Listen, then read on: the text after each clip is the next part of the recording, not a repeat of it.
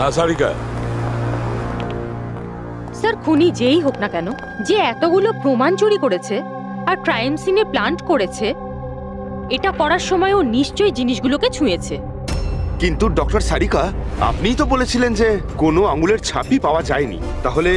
এই জিনিসগুলো ধরলো কি করে? আঙুলের তো কোনো ছাপ পাওয়া যায়নি, কিন্তু আমি এটা বলার চেষ্টা করছি যে এত প্রমাণ ও চুরি করেছিল আর ক্রাইম সিনে প্লান্ট করেছিল, এখন